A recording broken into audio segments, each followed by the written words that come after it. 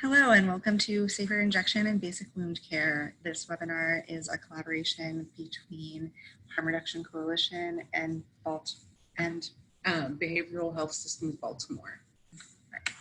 And Behavioral Health Systems Baltimore. Very excited for you to join us and to talk a little bit about safer injection and basic wound care today.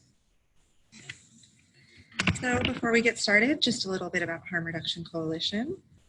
Harm Reduction Coalition is a policy advocacy and capacity building organization that does work across these 5 fields.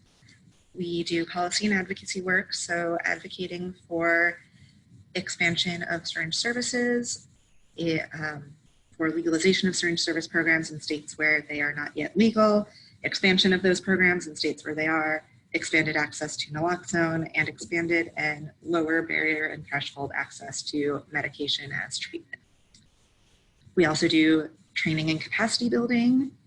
This webinar is an example of that. We also travel around the country offering trainings and technical assistance to organizations and health departments looking to better work with people who use drugs and sex workers. We do a lot of overdose prevention and advocacy work, both across the country and in specific programs in New York and California, where our offices are located. We also have a number of national and regional conferences. Our national conference happens every 2 years. The next one is happening in October of 2020 in San Juan, Puerto Rico. Our conferences are really very fun and very interesting and educational. They are never the same because our conferences are completely abstract driven. So we get different submissions from different people doing the work, and there are a number of different speakers every single conference year. I highly encourage you to check it out. And then we have a number of resources and publications available via our website. So if there's anything that you hear today or see today in this presentation that you are hoping to learn more about, highly encourage you to check out harmreduction.org and learn more. And then in October of 2017, we introduced a North Star statement to guide our work, which is that Harm Reduction Coalition creates spaces for dialogue and action that help heal the harms caused by racialized drug policies. We felt like this was a really important statement to introduce to guide our work because as the national conversation on the overdose crisis and the war on drugs focuses on people in white communities, we want to highlight that punitive drug policies have always harmed communities of color and people living in poverty, and that the war on drugs is actually a war on people. And so we acknowledge that those punitive drug policies that have historically caused harm to communities of color are now causing harm to everyone and have always caused harm to everyone, and we are working to heal those harms. So I'll take us through a workshop overview and then we'll get started. Today's objectives are to describe how supplies and injection equipment used for injection are also used for disease prevention, to recall basic wound care for abscesses and other infections associated with injection drug use, and to share harm reduction information tailored to the unique circumstances of people who inject drugs. Before we get started, I just want to introduce a quick glossary. These are some terms you might see throughout this presentation. PWID stands for people who inject drugs. PWUD similarly stands for people who use drugs. And PLWHA stands for people living with HIV or AIDS. We use these terms because we want to be sure to be person-centered. We recognize that people who use drugs, people living with HIV, people who inject drugs are more than their behaviors or any illnesses that they have, and we want to always use language that centers their personhood. STI stands for sexually transmitted infection. This is updated language from STD. infection is a little bit less stigmatizing and also more accurate. Not all infections are diseases, but all diseases are infections. SAS and SSP stand for Syringe Access Services and Syringe Services Programs, respectively. We use these terms rather than SEP or Syringe Exchange Program for two reasons. First, we acknowledge that a one-to-one exchange, as exchange program implies, is not the best practice or gold standard in terms of keeping folks who inject drugs safe from contracting HIV or hepatitis C or other bloodborne infections. And then also, we want to acknowledge that syringe services programs actually do a whole lot of things other than give out syringes. They are often hubs that feel really safe for people to hang out in during the day. They provide HIV and hepatitis C testing and often STI testing as well. They offer naloxone trainings, some opportunities for people who use drugs to build power and advocate together. So we want to always acknowledge that range of services provided at SSPs. And then finally, NEX stands for needle exchange. I know that I just explained that we're trying to move away from the language of exchange, but NEX or needle exchange is how lots of folks have historically referred to SSPs or harm reduction programs. And we want to always honor our past, particularly because harm reduction and syringe service programs were started by and for people who use drugs in this country. A little bit more in terms of definitions. So we always want to highlight gender and sexuality, equality, and equity. So sexual orientation is to whom we are sexually attracted. It's external. It's our attraction to other people or our lack of attraction to other people. Gender identity is one's sense of self as male or female, neither or both. So it's internal. It is how we identify. Gender expression is in individuals' physical characteristics, behaviors, and presentation that are linked to gender identity. So it might be linked to femininity, masculinity, or androgyny. And GP stands for gender pronoun.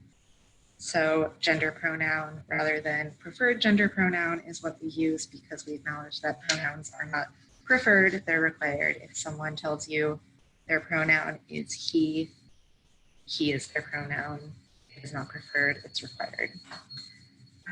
So we just want to emphasize that sexual orientation has nothing to do with gender identity. Someone can identify as a woman and be a lesbian, straight, bisexual, asexual. Similarly, someone can identify as a man, be gay, straight, bisexual, asexual, and folks who identify as non-binary might identify in any one of those ways as well. And then also we want to emphasize that gender expression is not necessarily an indicator of gender identity. Someone who presents as very masculine may still identify as a woman or femme, and vice versa. All right, so now I'm going to talk us through some supplies and equipment related to injection. So what are some potential harms of injecting is a question that I want to start us off thinking about. No matter what substance is being injected, injection does carry some unique risks and harms, and that's why we're having this webinar, is to talk through harms specifically related to injecting drugs. So some potential harms of injecting include exposure to HIV, hepatitis B, and or hepatitis C, those bloodborne infections, overdose and or overamp, which is what we refer to stimulant overdose as. Certainly people can overdose or overamp no matter what route of administration they use to take their drugs, but because people feel their drugs faster when they inject intravenously, we wanted to highlight that as a potential harm of injecting. Going along with overdose and overam, accidental death is certainly a potential harm of injecting. Abscesses, vein damage, skin and soft tissue infections are another potential harm. And here I will say bacterial and fungal infections like MRSA and endocarditis are certainly potential harms as well. Missing appointments and responsibilities like work or parole may be a potential harm depending on what someone's relationship to substance use is. Again, not necessarily, and again, not an independent harm of injecting so much as a potential harm of chaotic substance use in general. Stigma is a really big potential harm of injecting. Lots of folks who use drugs but don't inject drugs will look down on folks who inject drugs. And then we also want to acknowledge that injecting drugs means that people may have visible marks that folks who sniff, snort, or swallow don't necessarily have. So there is an added stigma associated with injecting drugs, unfortunately. Criminal legal system interactions like arrest and going to jail or prison or returning to jail and prison, again, are harms of any illicit substance use or potential harms of any illicit substance use, but because injection requires a lot of equipment, and again, going back to the stigma, is potentially more visible than other forms of administration, it is perhaps more of a harm associated with injection than other routes of administration. Losing custody of kids, again, not necessarily specific to injection, but potentially more likely going with injection. Inability to enjoy getting high other ways. So when people start to inject and get used to that feeling, they may feel unable to enjoy getting high via snorting or smoking or swallowing. And then people might have higher risk sexual behavior when using. Using substances may impact the way that they're making decisions around their sexual behavior. And also people may be making decisions around sexual behavior in order to obtain substances or a sterile syringe, for example. So before we get started on the equipment, I'd like to just talk about the 3 points where disease may occur during the injection process. So the first is during drug preparation. Surface, so this means the surface area, people's hands, the cooker, all of these potentially could be places where people could get, where blood could be and people could contract bloodborne infections, and or where bacteria is and people may be injecting bacteria into their veins. Then the drug administration itself, so syringes and water, we want to be sure that people are using the cleanest water source available and the most sterile syringe available. And then in sharps disposal, so where that equipment goes and how it gets there. And we'll talk through how to prevent or reduce risk of transmission of disease in all of these steps. All right, so this is a list of injecting equipment. Needles and syringes are necessary for injection. Alcohol pads might be used, cookers or caps, sterile water, cotton, absorbic acid, tourniquets, band-aids and gauze, bleach, and sharps containers. And we'll talk through each one of these items in depth as we move through this module. All right, so picking a syringe. So picking a syringe is really personal. However, we want to be sure that when we're speaking with people about how to pick a syringe, we emphasize that, especially for folks who are injecting intravenously, we want them to pick the smallest and shortest syringe available to reach their vein without harming them, because the larger the syringe or needle used, the larger the hole being made in the body. So the anatomy of the syringe kind of looks like this image on the side. So top of the syringe has the needle. Some syringes have removable tips, some don't. The opening at the end of the syringe is called the BEVEL. And then the gauge of the syringe refers to the size of the bevel in comparison to the needle. So because it refers to the size of the bevel in comparison to the needle, the higher the gauge number, the thinner the needle. So for example, a 31 gauge needle is pretty tiny, pretty thin, and a 25 gauge needle is much bigger, much thicker. Then there's the barrel of the syringe. Barrels are measured in cc or cubic centimeters. Most syringes used for intravenous injection will be a half cc or 1 cc or a whole cc is how folks will refer to it. Syringes used for intramuscular injections will often be much larger than that, 3, 5, 10 cc's. And then finally, the plunger pulls blood and any other substance in the syringe back and pushes drug solution. So throughout this webinar, you'll see lots of these safer to riskier hierarchies.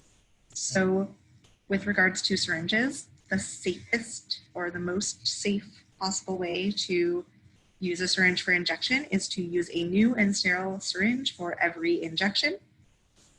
The second safest way is to reuse your own syringe if you are in a situation where you have to reuse. I'd put in the middle there, if you are reusing your own syringe, to rinse it with water, bleach water, or just water. Then after using your own syringe, if you're reusing, if you are in a situation where you have to share, best practice is to rinse that syringe with a water, bleach water solution that we'll talk a little bit more about later. And then finally, just rinse the syringe with water if you have no bleach. I wanna point out that rinsing with soap and water is actually riskier than rinsing with just water. This is because liquid soap is actually pretty gelatinous and can get stuck in your syringe, and then folks would be injecting the chemicals in that soap into their veins. So we want to emphasize using only bleach or liquid things, or like alcohol that is entirely liquid. None of those gelatinous substances, which means no splashless bleach either. Alcohol pads. Alcohol pads are used to clean skin before injection. The recommendation is to wipe alcohol pads in one direction. It can be down, up, to the left, to the right, or even in a circle going out, but just in one direction. We say this because if you push it up, down, and all around, then what's happening is the bacteria on the skin is just being pushed all over the skin. Don't use alcohol pads after injecting. This is because alcohol prevents blood from clotting. So it'll cause that injection site to bleed more. It also stings to put alcohol on an open wound. So if you can avoid that, that'd be great. And then if you don't have soap and water, or if the person you're working with doesn't have access to soap and water, alcohol pads can be used to clean fingers before injection. So they're a really handy tool and good for a while. Sterile water and cookers we'll talk about together because they kind of go together. Water is really easy to contaminate. So often at syringe service programs, people will get little water ampules. Sometimes folks will stick their syringe right into that little ampule to bring up water and then squirt it into their cooker.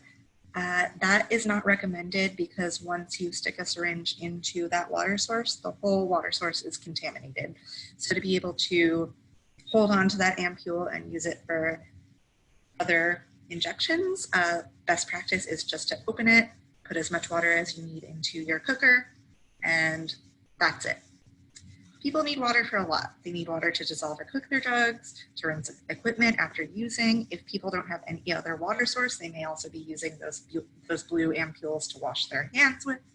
So people need water with a lot, and we want to make sure it's not contaminated. And then cookers are used to mix up drug solution, and It's where people put drugs into, add water, and then pull them out. Blood in cookers, blood in used cookers can potentially transmit hepatitis C virus.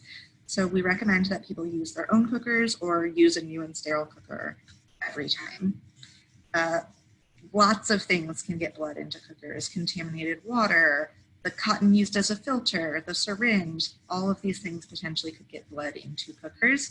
So again, really want to emphasize that people use their own cooker or a sterile cooker. And then cookers are best if they're deep and flat bottomed. This minimizes spilling. And also cookers, which often look like they might be called rinse caps, as you can see in the picture down there, they look like little metal caps to a soda bottle or something. Sometimes they will have ridges, but first of all, blood and infection can get stuck in those ridges, and drug solution can get stuck in those ridges. So if cookers are deep and flat bottomed, people will be able to get out all of their solution. Blood is less likely to get stuck in those little ridged areas, and it'll minimize spilling. So they are both practical and economical reasons for having deep, flat-bottomed cookers. So here's another one of our hierarchies. The safer water source would be using a sterile water from a blue vial at a certain service program. Some folks like the saline water that comes in pink vials. Those are absolutely fine too. And then the next safest would be to use water after boiling for 10 minutes and of course allowing it to cool so that you are not injecting boiling water into your veins. After that, using cold water from a tap or bottled water would be the next safest. And with regards to tap water, I want to emphasize that using cold water from a tap is only safe if that tap water is safe to drink. And then use water from the toilet, but pull from the back tank, like it shows in that picture there, pull up from the tank and then discard into the bowl. You don't want to pull from the bowl because of course people are urinating and defecating in toilet bowls. You don't want to get any of those particles in your water. And then you don't want to push water back into the back of the tank because that would be contaminating the back of the tank with blood. So pull from the back of the tank, discard into the bowl. And then really want to encourage people to avoid puddles or other stagnant water. This is because stagnant water is a space where lots of bacteria grows, bugs live in there. It's just really really full of bacteria, and we want to encourage people to find any other possible water source. All right, so cottons. Cottons are also known as filters. They're known as filters because they are used to filter impurities in the drugs.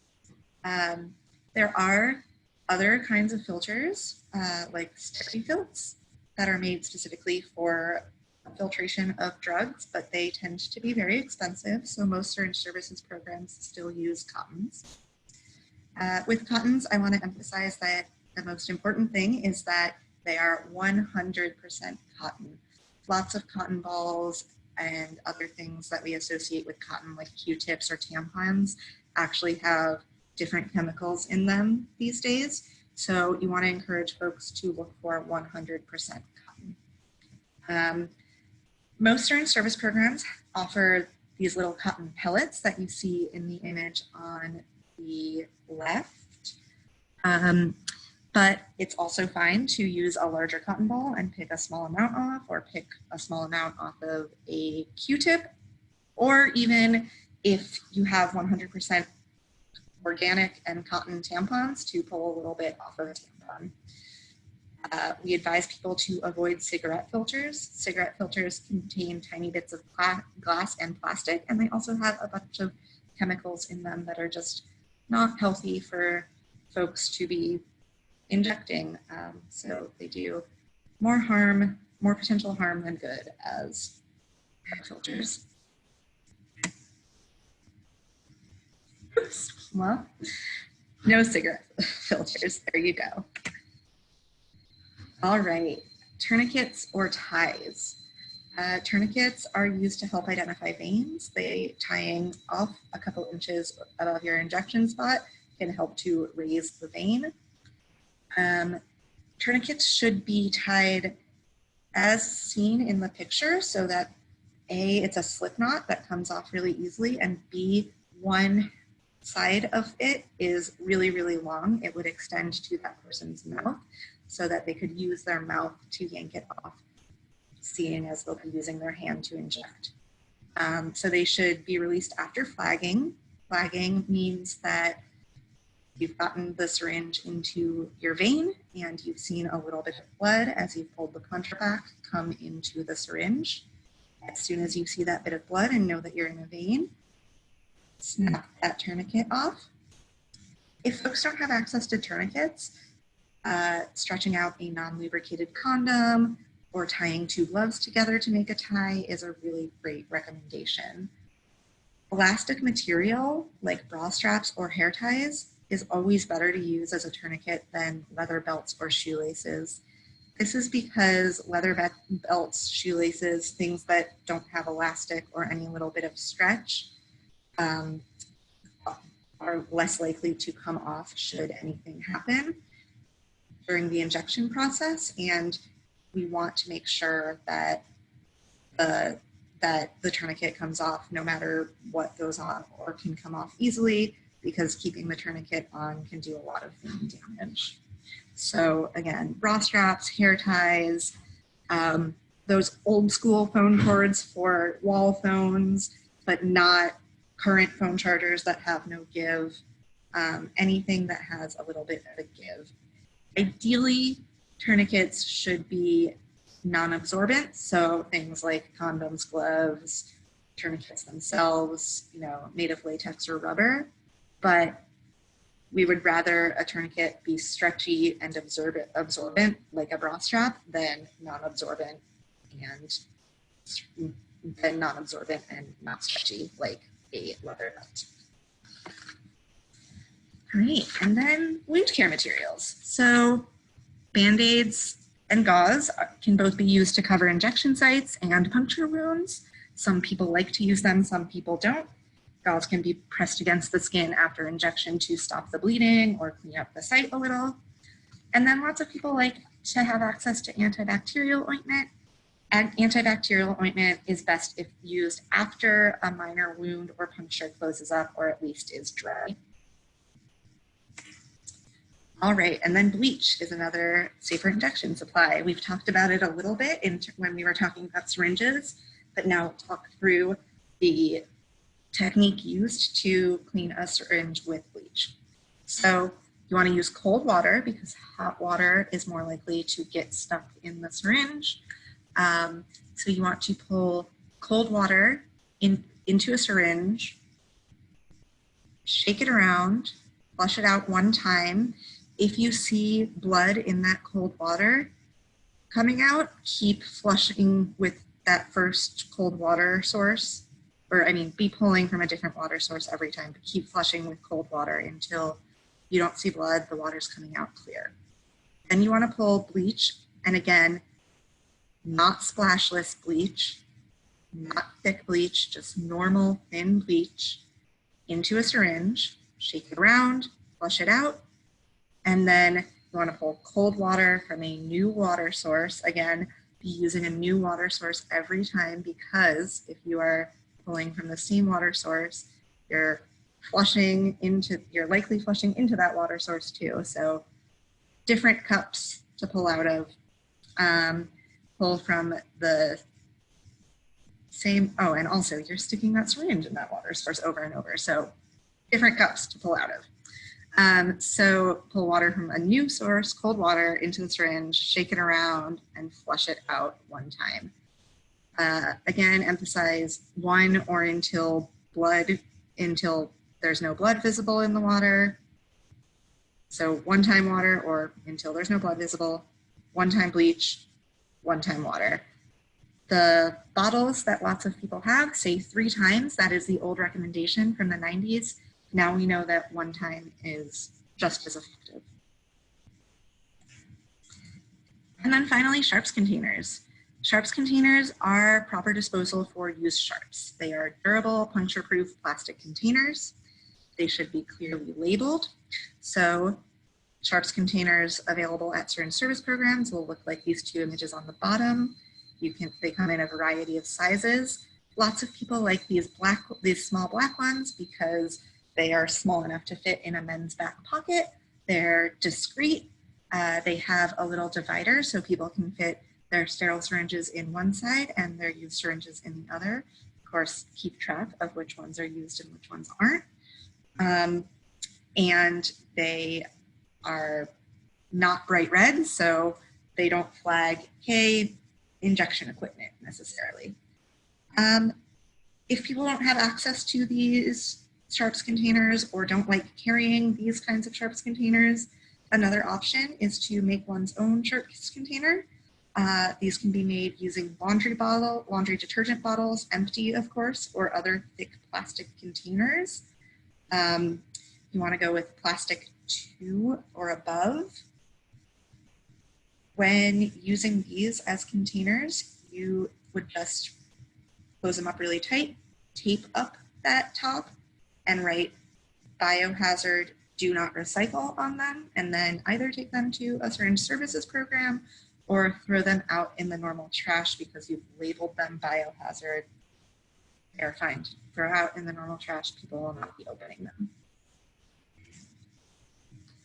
Okay, now that we have talked through the supplies and materials that people use for injection, we will talk about the safer injection process. So, there are 3 types of injection. Intravenous is the type of injection that we talk about most often. It means someone is injecting directly into their vein. Intramuscular means someone's injecting into a muscle. And subcutaneous means that someone is injecting under the skin, between the skin and the muscle. It's also known as skin popping. I'm going to talk really briefly about why someone might choose one of these ways over another. Intravenous is injecting substances straight into the bloodstream. It is the fastest way to feel a substance, which is why lots of people inject intravenously. Intravenous injection is really great for thinner liquids, so drugs that can be mixed with water. Something that we didn't mention in the materials, but that was in the materials list, was absorbic acid. Absorbic acid is used to break down pills or other solid drugs in water so that they become a liquid for intravenous injection as well. Then intramuscular injection. This is going to be slower to feel. Probably takes about 30 minutes to feel a substance that's been injected intramuscularly. But some people like that slower onset. So some people do inject their substances like heroin, cocaine, or meth intramuscularly. I will say now that it is not best practice to inject crystal meth intramuscularly. I don't know why. I am not a scientist. However, crystal meth injected intramuscularly has the potential to cause muscular dystrophy. So while people do it, we want to talk with them about how that is actually not the safest way to go about injecting crystal meth, because we don't want their muscles to dystrophy. We don't want their bodies to go through any unnecessary harm. People might also choose intramuscular injection over intravenous injection because of what they're injecting, though. If people are injecting more thicker gelatinous substances, they're probably injecting intramuscularly. This means folks who inject steroids or hormones will likely be injecting intramuscularly. And then subcutaneous. Subcutaneous injection or skin popping, again, is right under the skin, between the skin and the muscle. People may inject this way if they can't find their veins anymore, if their veins are really damaged and it's difficult to inject into their veins. I also know of people who, when they're in withdrawal and feeling sick and shaky, will inject a little bit subcutaneously to calm their body down so that they can better hit a vein.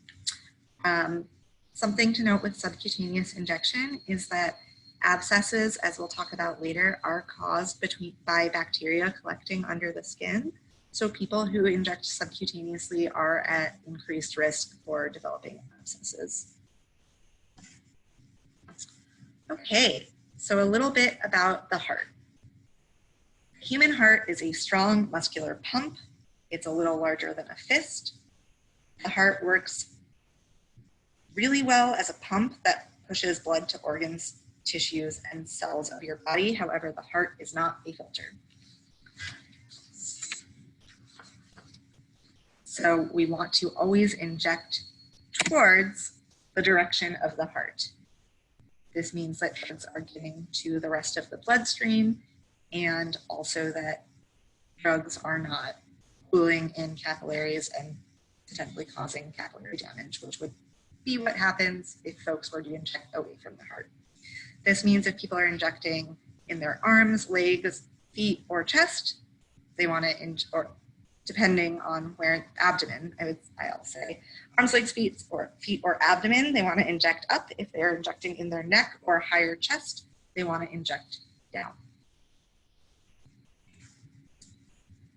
A note on veins and arteries. Arteries carry blood away from the heart, and veins carry blood to the heart. That is why folks inject into veins, because they want the heart to pump substances in their bloodstream throughout their body. Veins feel different than arteries. Veins should feel like wet spaghetti, so kind of undercooked pasta, a bouncy tube. They have a bouncy feel. If you feel your vein right now, you'll feel that it's kind of got that texture. Muscles feel like flat steak. So if you feel, for instance, your shoulder muscle, you can feel that it feels kind of like a steak or a slab of meat. Tendons have that stretched bungee cord feeling. So, you know, when you wake up with like stretched out feeling in your calf, that's your tendon. And then arteries have a pulse. So if you search around for like a pulse on your neck, that's an artery. Here are some tips for finding veins, because we want to make sure, again, that folks who are meaning to inject intramuscular or intravenously are injecting intravenously. Missing the vein means potential soft skin infections and potential damage to the vein or the body. So using a tourniquet or a tie. If people don't have a tourniquet, there are lots of other recommendations for raising veins. Drinking lots of water and being really hydrated is a great way to keep veins as healthy as possible. My colleague Emma is British and always says that we want to keep people in tip-top shape. Drinking water is one way to keep people in tip-top shape. We want folks to be hydrated and in good shape. Not just for their vein health, but for their overall health. It does help vein health though. Nicotine and caffeine both constrict veins. So if you're working with someone who has trouble finding veins and they also are a cigarette smoker or they drink a lot of coffee or soda, maybe talk to them about waiting 20 minutes between having a cigarette or a cup of coffee and trying to inject. Or maybe if they inject, smoke a cigarette, and drink a cup of coffee in the morning, talking to them about making injection the first step rather than the second or third, so that their veins are as non-constricted as possible. Heat really helps to raise veins, so using a warm compress or a heating pad or even running the site under warm water is a great way to raise a vein. Switching up where you inject also helps to keep veins healthy, and we'll talk more about that in a little bit.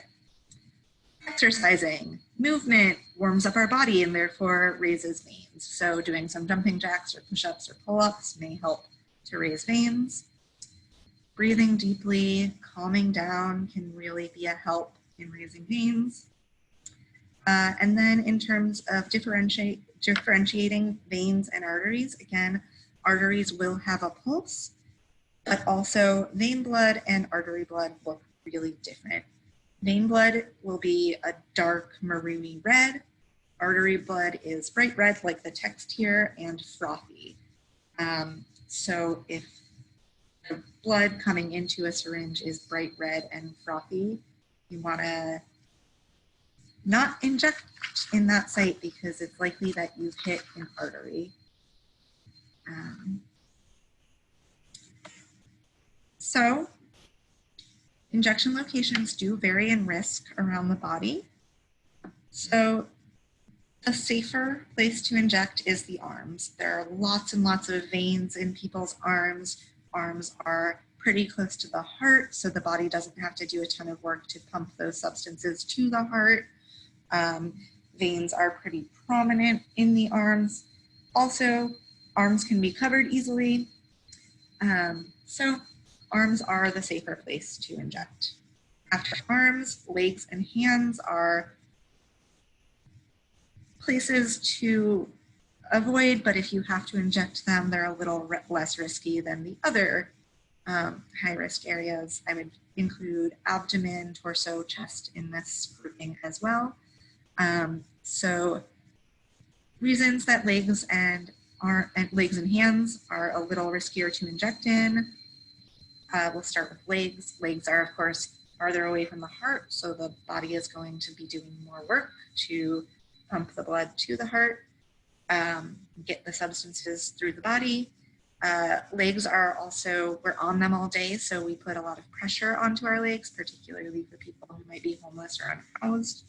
And legs are more likely to have some vein issues. For instance, it's much more common for people to get varicose veins in their legs than in their arms.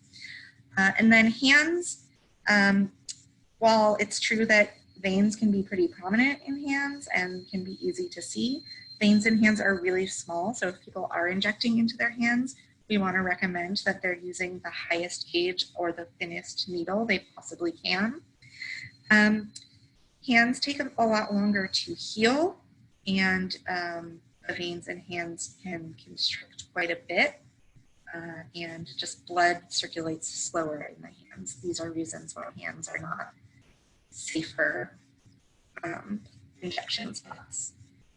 And then feet and wrist, we want to avoid if possible. Wrist, because wrists are A, it's a really painful spot to inject, and then B, veins and wrists are close to a lot of nerves and whatnot, and so missing a vein in the wrist can do a lot of potential damage to the body. Feet, we say to stay away from for similar reasons to the hands and the legs. They're far away from the heart. It's going to take longer and more work for the body to pump blood or pump the substances injected into the feet up to the heart. They also have smaller veins, harder to see veins. Blood doesn't flow as quickly in the feet. And then additionally, feet are low to the ground. We're maybe on them all day. They're the closest to any bacteria on the ground. So they're incredibly likely to swell if you're injecting in them, same with the hands. So if folks are able to avoid feet, that's great. I do want to acknowledge, though, that feet and legs might be a popular place to inject because they're, places that people can cover easily. And we talked at the top of this about stigma associated with injection. So we want to, if someone comes to us and says that they're injecting in their feet, their hands, their legs, we don't want to tell them not to do that.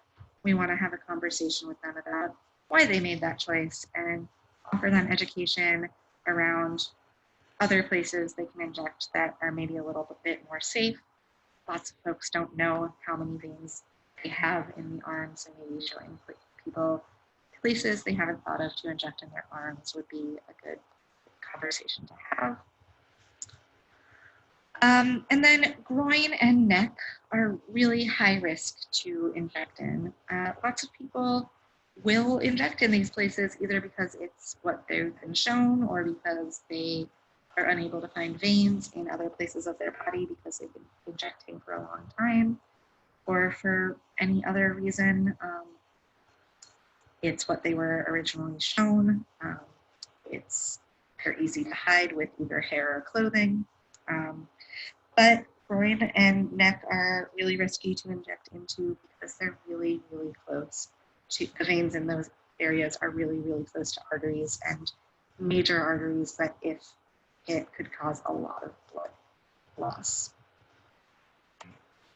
So with injection, we want to encourage folks to switch up injection sites on the body.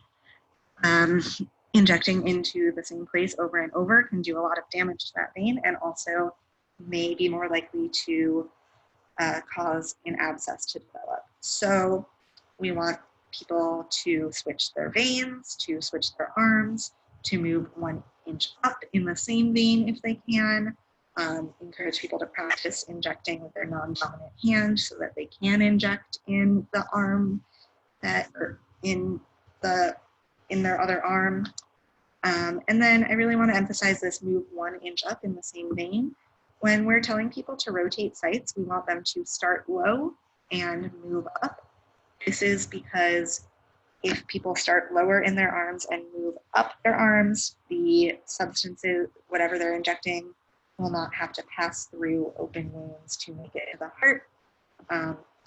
It can put a lot of work, it can be a lot of work for the body to pass things through healing wounds. It can make it harder for wounds to heal. And also it exposes those open wounds to potentially more contaminants. So start low and move up the arm or any other injection site. So for arms, inside the elbow is the least risky place to inject.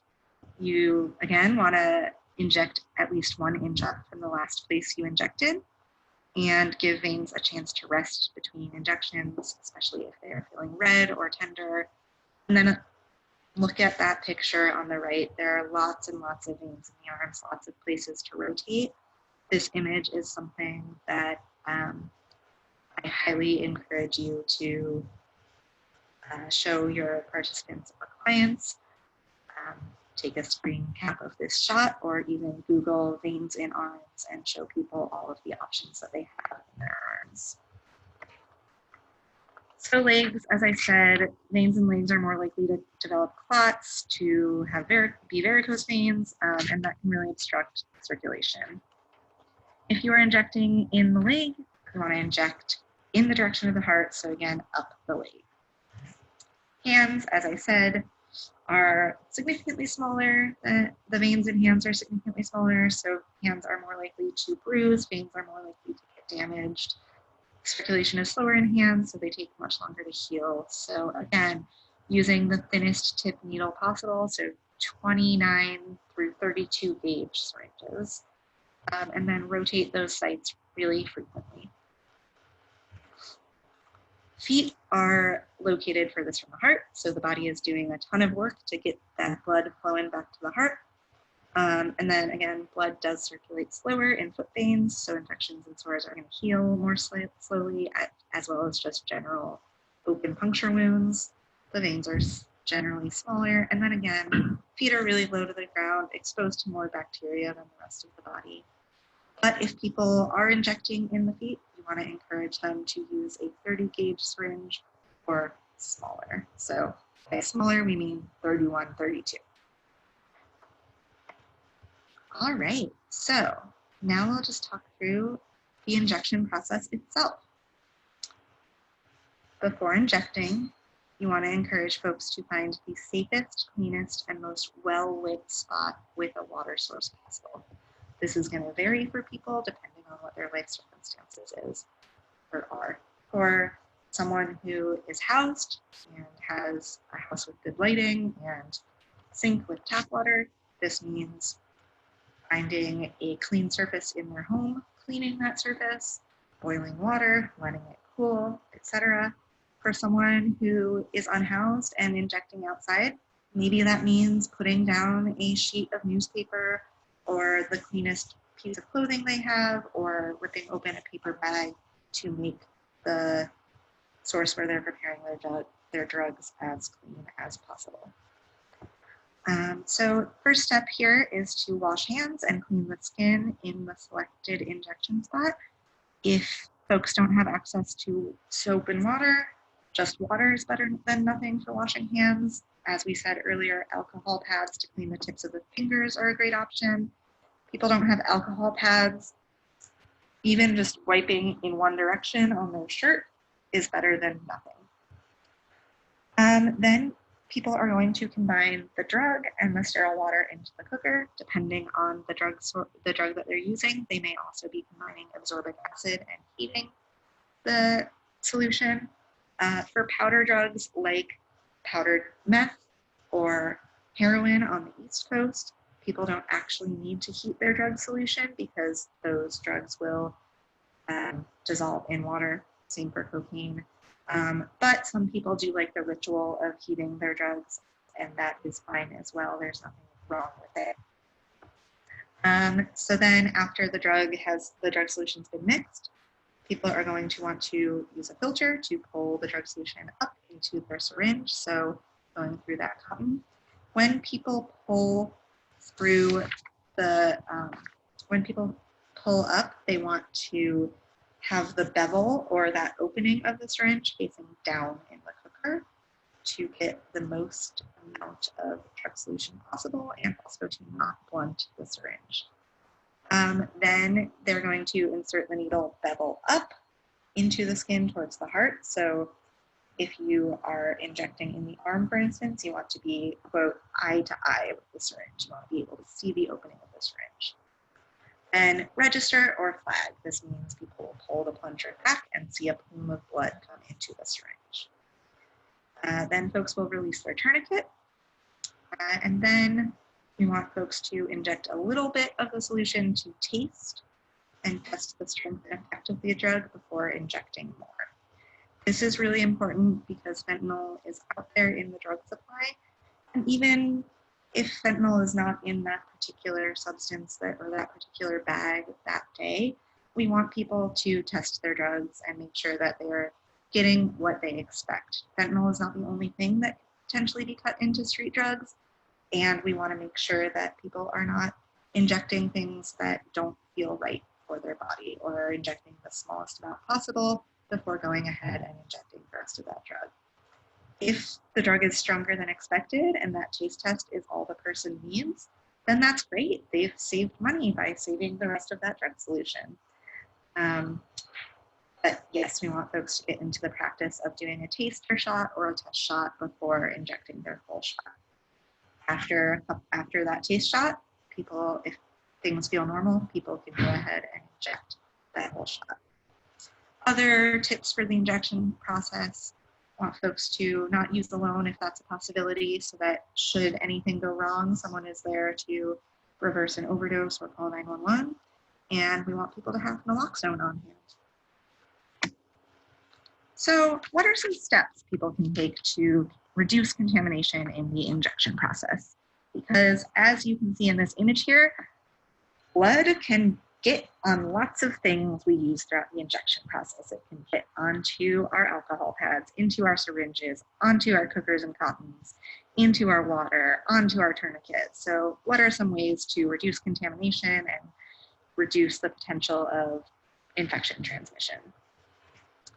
Well, first, we want folks to wash their hands. Clean hands save lives. So wash hands when possible and keep those fingers as clean as possible. As I said earlier, if folks don't have access to soap, just water is better than nothing. If folks don't have access to water, hand sanitizer, alcohol pads, BZK or antiseptic wipes, or even just wiping hands on clean clothes, better than nothing. If folks are injecting outside or in an area that they know to be pretty contaminated, or they're not able to clean their injection surface with soap and water or an antibacterial wipe, people can put down a newspaper, a sheet of notebook paper, rip open a brown paper bag on top of that table before prepping their shot. This is maybe something to consider for folks who are prepping their shot on the backs of toilets or outside in parks on benches or chess tables, or even if people are injecting inside somewhere but just don't have access to soap and water or an antibacterial wipe at that time. If you know your equipment is going to be reused or there's any potential for your equipment to be reused, a good idea is to mark it. So take a permanent marker and write mine or your name, or if you have different colored permanent markers, mark your equipment with one color and your roommates or partners or friends' equipment with another color, just so you know which syringe is yours and which syringe is not yours. Avoid sharing injection equipment if at all possible, and if you have to share injection equipment, use that bleach water method to clean out that shared equipment. And again, if you're injecting, the absolute best needle to use is the shortest, thinnest one that will enable you to reach the site and enable you to inject without the needle breaking. And this is true for intramuscular, intravenous, and subcutaneous injection. We want to have the smallest opening into the body as possible. Talked about this a little bit earlier when we were going through the injection process, but think through where your bevel is. Bevel should be facing down when poking into the filter to pull up from the cooker. This is because the bevel is that opening. It's what the drug solution is going to be pulled into the syringe through. So we want that widest possible opening to be face down in the cooker. And then also, again, we don't want the sharp part of the needle hitting the bottom of a metal cooker because that can cause it to blunt, which can, even if we can't see with our naked eye, the blunting of the syringe, a blunted or barbed syringe can do real damage to a vein. And then bevel up when injecting the drug solution. That image we have right here is bevel up.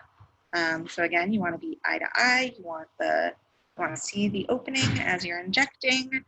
You want the sharpest part of the needle going into your skin because that way you're doing the smallest amount of damage possible to your skin. Keep your community safe. Use a sharps container. Don't throw syringes away in a garbage can, in a toilet. Don't throw them onto the street. Carry a sharps container if you know you're going to be able to be injecting. And again, if you don't feel safe carrying a medical sharps container, use a thick plastic bottle or metal tin to create a DIY sharps container. Just be sure before you dispose of that sharps container, that DIY sharps container, that you're writing biohazard and do not recycle on that DIY sharps container. Carry naloxone and make sure your friends and family are carrying it too. So naloxone is sometimes referred to as Narcan. It's the drug that reverses opioid overdoses. What it does is temporarily kick opioids out of opioid receptors in the brain.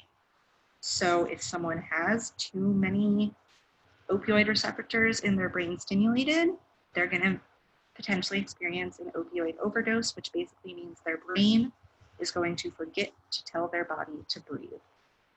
So if someone is not breathing or breathing really slowly and shallowly, or is unresponsive or unconscious, or if you see their skin turning blue or gray, you want to, first of all, try to wake them up.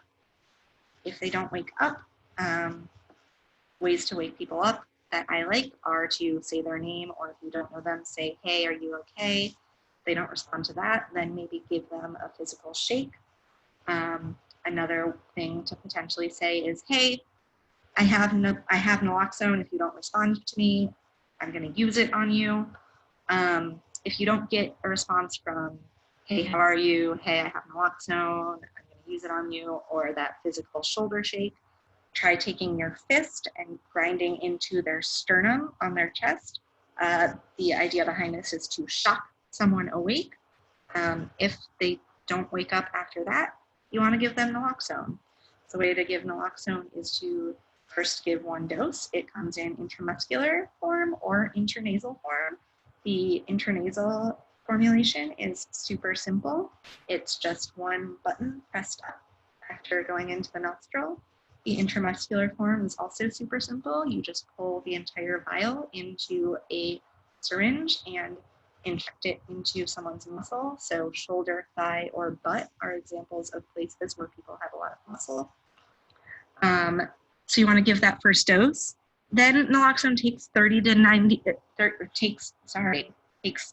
2 to 5 minutes to work. So you want to rescue breathe for 2 minutes. Rescue breathing, the way to do that is to first make sure that that person doesn't have anything lodged in their throat, then tilt their head back, pinch their nose, and give a sharp breath every 10 seconds. You want to do that for about 2 minutes. If they're still unconscious after those 2 minutes, you want to give them a second dose of naloxone. And then at some point in this process, you do want to dial 911. If there are multiple people witnessing this overdose, one person can give Narcan and rescue breathe, one person can dial 911. Rescue breathing can be pretty labor intensive, so maybe switching off rescue breathing after 911 is dialed is another good idea. But you want to dial 911. When dialing 911, you want to remember not to mention drugs or overdose. Stigma still exists, and you don't want response to take longer for any reason. So what I generally say if I'm calling 911 because I'm reversing an overdose or witnessing an overdose is, hi, I'm with someone, they're unresponsive and they're not breathing. When that dispatcher asks me if they took drugs, I just say, I don't know. When that dispatcher asks me if they're overdosing, I just say, I don't know, because frankly, unresponsiveness and no breathing or slow and shallow breathing is indicative of not just opioid overdose, but a lot of medical issues. So very possible something else is going on. This is why we encourage folks to call 911, because EMS will have a better sense of what's going on, and also EMS will have more naloxone if those first 2 doses don't work. Okay. Now we're going to talk about some basic wound care for non-clinicians. So a disclaimer before I get into this section. I am not a nurse. I am not a doctor. Lots of the advice that I will give will boil down to refer a person to a doctor or the emergency room or call 911. But we also want to acknowledge that there are lots of reasons, including stigma, why people who use drugs may not seek out medical care. So we want people working with people who use drugs to be aware of what various injection-related wounds and infections look like, so that you can inform your clients or participants what's going on, give them any information you have, and support them in seeking medical care if that's the choice they're going to make. So some things to remember. As I just said, lots of people who use drugs do not have great relationships with the medical system, and so people might avoid seeking care until the situation is dire. And I also want to point out that this isn't just unique of people who use drugs. How many among us have a sore throat and the sniffles and a cough and avoid going to urgent care or our doctor to see if we have the flu until 2 or 3 days down the line? A lot of us, right? So some people, like nobody or very rare people, enjoy going to the doctor. And when you add in the stigma of being a person who injects drugs, it can be really challenging to seek medical care. So remember that there are real and legitimate reasons why people aren't seeking medical care. They may have had a really horrible interaction with a doctor in the past, or with many doctors in the past. And then wounds may not be at the injection site. They might be, but they may not be. This is because what injecting, particularly intravenously, is putting substances into our blood, into our veins, carrying and letting our blood and our heart pump them through the body. So contaminants could reach and become wounds anywhere in the body. So First of all, let's talk about what will happen if you hit an artery. Arteries are in lots of places in the body, but as I said earlier, neck veins and veins in the groin are particularly close to major arteries. So this is good information for anyone who is injecting intravenously to have, and especially for folks who are injecting in their neck or groin. A really quick review, arteries have a pulse and they'll resist injection. This means that if you stick a syringe into an artery, the artery will actually try to push it back out. Certainly, sticking a needle into a vein is not necessarily a pleasant feeling, but it should feel like a pinch, and a vein will not push a syringe back out. So if your injection site is resisting injection, it is likely an artery, and you want to go look for another spot. Arterial blood, like we talked about before, is brighter red than vein blood and has a frothy consistency. If you hit an artery, blood might just very quickly start coming out of that artery. What you want to do is apply firm pressure to stop the bleeding for at least 30 minutes. If possible, raise the affected area. So if, for instance, you hit an artery in the arm, you want to raise the arm above the head. If you hit an artery in the leg, you want to raise the artery or raise the arm above the head. If you hit an artery in the leg, you want to raise the leg up by lying down and propping it on some pillows. If you hit an artery in the groin, again, you want to prop that up on some pillows, lie down, prop up on some pillows. And if you hit an artery in the neck, you want to lie down but keep the neck raised. If that bleeding doesn't stop within 30 minutes, dial 911 for an ambulance. Hitting an artery can result in the loss of a lot of blood, and that can be potentially fatal. So when in doubt, call 911. Now let's talk about contaminated hits. A contaminated hit means that it's a shot that makes someone sick or causes an abscess because it's been contaminated. Contamination can happen in lots of places. So that contamination may be caused by contaminants in the water used to dissolve the drugs, in bacteria, fungi, or other microbes in old cottons. Lots of people like to save their cottons to do something called a cotton shot. Basically, cottons, because they're used as filters, will have a little bit of drug solution in them. And so some people will save their cottons, and if they feel really sick and don't have access to their drug at that point, they'll put old cottons into a cooker, add water, and do a shot from the mix of whatever is in those old cottons and the water in the cooker. But because cottons are used to filter out contaminants, that means that doing cotton shots might cause a contaminated hit. Chemicals in a cigarette filter used to filter the shot also might cause a contaminated hit. And then bacteria on the skin that was not washed or was not washed well prior to injection might be pushed into the vein when injecting. So these are just some of the ways that someone might experience contamination when injecting. An abscess is perhaps the most common injection-related infection. Abscesses are swollen and infected sores. They are a painful collection of pus, and they are usually caused by bacterial infections, so usually caused by bacterial contamination in any one of those places we talked about in the last slide. Abscesses can develop anywhere on the body. They generally feel hot to the touch, and they eventually develop into a hard pus-filled core. So right at the right side of the screen, you can see kind of the process of an abscess developing.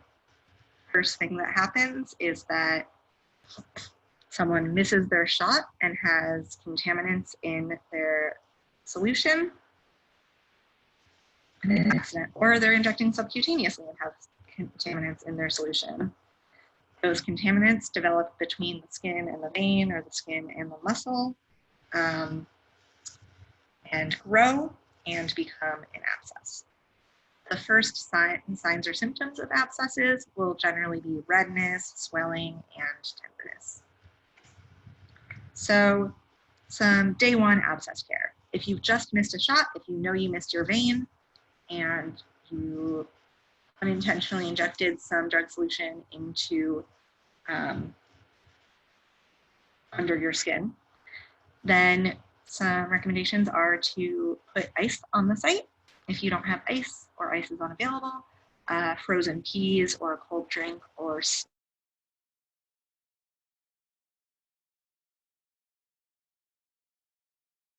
to note is if that hit was contaminated, an abscess is going to form regardless of whether you're icing it immediately after or not. That said, icing will really help reduce the swelling in the area when it repairs naturally. So that's why we say to ice it, because while an abscess will develop, if an abscess is going to develop, we want people to experience the least amount of pain possible. After that first day, if an abscess starts to develop, you want to switch to heating the site, so no more cold, heat now. So if possible, I want to recommend that folks heat the site 4 times a day for 10 to 15 minutes at a time. A heating pad is a great option for this, but also recognize that some folks don't have heating pads. So a hot water soaked hand towel or bandana is a really great idea. Or those disposable hand warmers held to the site are a good idea. Salt can imitate heat, so soak an arm in salted water or saline water or the site, not necessarily an arm, is a good idea. There are lots of programs give out these little coins, they're called, that are little round things that when run underwater expand into disposable washcloths. Those run under hot water are a really great option. And then when people are not heating the site, we want to recommend that they keep the wound covered so that it's not exposed to other potential contaminants or bacteria. Some advice for cleaning wounds. You want to place a towel underneath so that you have a clean space to clean your wounds on. Rinse that wound with water, saline water, or salt water, but not with peroxide, alcohol, or iodine. Don't want to cause any more pain. You can use clean gauze to remove loose debris. So, any of that glue that is on Band-Aids, if it's sticking around the skin, using clean gauze to push that off and also push off any peeling or anything that's happening on the skin. And then wipe from the center of the wound outward. So again, in one direction, either starting from the center and wiping in one direction slowly, or in that starting from the center and wiping outwards in a circle. Some tips for dressing a wound. If possible, use bandages only once. So if someone has an abscess and comes and asks for large Band-Aids and gauze, give them as many as they are able to take and as many as you're able to give. Best to keep unused gauze or Band-Aids in the original packages and to store them in a clean, dry place. So if people are unhoused, that can be really challenging, but maybe they have a specific pocket of their backpack that is far away from where they keep their water bottle. That would be a really good place to store things. And then discard or dispose of used dressing if it gets wet, contaminated, or dirty. Some do's or don'ts for abscess care. Keep the area warm and clean. Do elevate the site if at all possible. Do inject above it, again, so that drug solution and any other potential contaminated drug solution doesn't have to pass through a healing wound, and keep the needle out of it. This is really hard. Lots of people will want to open up their abscess with their syringes and suck the pus out of it. As a fan of pimple popping myself, I really understand that urge, but it can and does open the wound to additional contaminants. So you want to keep the needle out of it if at all possible. Some don'ts. You don't want to poke around in it. Again, you don't want to stick that syringe in it to suck the pus out of it. You don't want to squeeze it to get the pus out of it. In fact, better than squeezing is to like slowly pull on the skin to spread it apart. And then you don't want to inject below it, next to it, or into it, because again, that is exposing it to potential contaminants. Here are some things you want to seek medical attention for if you see them on your abscess. If you have a high or persistent fever or chills, please seek medical attention. If you have a lot of pain, a little bit of pain with an abscess is normal, but if that pain is increasing, please seek medical attention. If you lose feeling or there is numbness, absolutely seek medical attention. If the skin changes color to green or black, that can be an indicative of gangrene. Seek medical attention right away.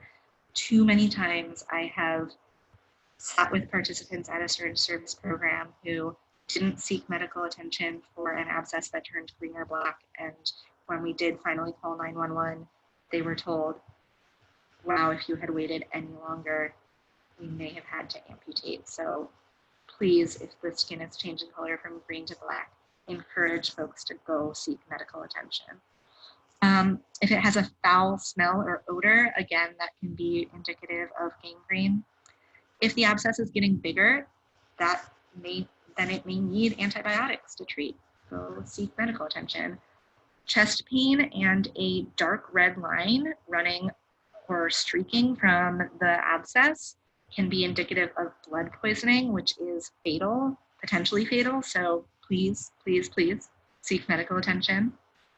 If there's not improvement in 3 days, again, antibiotics may be required to heal the abscess. So seek medical attention. And then if the skin texture is similar to an orange peel, so feels kind of rough, encourage folks to seek medical attention. This is indicative of cellulitis, and cellulitis cannot be treated DIY. It does require antibiotics to treat.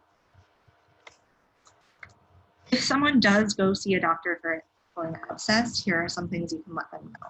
They can ask for lidocaine to numb the area. If someone who looks housed and showered and carries a large amount of privilege walks into a doctor's office for an abscess, because abscesses can form for a number of reasons, not just infection related, and the doctor starts to treat that abscess, they're going to automatically give them lidocaine. People who use drugs should be offered and extended the same courtesy, but unfortunately we know that they aren't always extended that courtesy. So we want people to know that they can ask for a numbing agent to numb the area. They do not need to be uncomfortable while their abscess is being treated. The doctor will probably cut the abscess open and scoop out the pus. You can warn people that this might involve them sticking their gloved finger into the wound. That is perfectly normal. And they may prescribe antibiotics. It can be really difficult to finish all of your antibiotics. I know that for sure, but encourage folks to finish all of the antibiotics, even if their symptoms go away. Not finishing all of the antibiotics is how antibiotic resistance builds. So encourage folks to finish all those antibiotics if possible. So just a quick recap as we wrap up. Here are some safer injection tips. You want to use your own syringes, needles, and gear whenever possible. Clean hands, or at least fingertips, before prepping the drugs. Tell others where to find naloxone and how to use it. Something that I have heard from people who inject in public spaces, particularly in public bathrooms, is that they will leave their naloxone open and assembled next to them in case anything happens. Don't use alone or let someone know to check on you. So I know some folks who use drugs who do like to use alone, and what they'll do is they'll call a close friend and say, hey, Can you call me back in 20 minutes to make sure that I'm okay? And then if I don't pick up, come check on me. I also know people who have friends who don't know they use drugs, and what they'll say is, hey, I'm going to take a nap. Can you call me to wake me up in 20 minutes? And come wake me up if I don't wake up. Better to have someone find you than to die, even if it's going to cause an uncomfortable conversation. You want to treat every shot like a new batch, so do that taste test. Start low, go slow. As I just said, go slower than usual. Don't slam that shot if you can avoid it. Dispose of any used needles or sharps in a labeled and durable plastic container. And if you do get an abscess, keep it warm, dry, and covered. And if it gets worse after 3 days, please try to see a doctor if at all possible. I want to leave you all with some reflective practice to do. So as you process all of the information we've just shared, maybe think through what's some safer injecting information you can add into your work now. Have you learned any new skills or gained any knowledge from this webinar? We certainly hope so. Could you explain the benefits of keeping an abscess clean and covered up? Could you describe how it can make the situation worse if someone injects an empty syringe into their abscess to quell infection? And then apply the information that you've learned. Offer to provide this information to others. So talk through with your coworkers, your colleagues, your friends who are harm reductionists, what was new for you in terms of what you learned today. That's all we have for you. Harm Reduction Coalition and BHSB, certainly thank you for your participating in this workshop and for your time. If you have any questions, again, harmreduction.org and behavioralhealthsystemsbaltimore.org are great resources to learn more. Thank you so much and have a great day.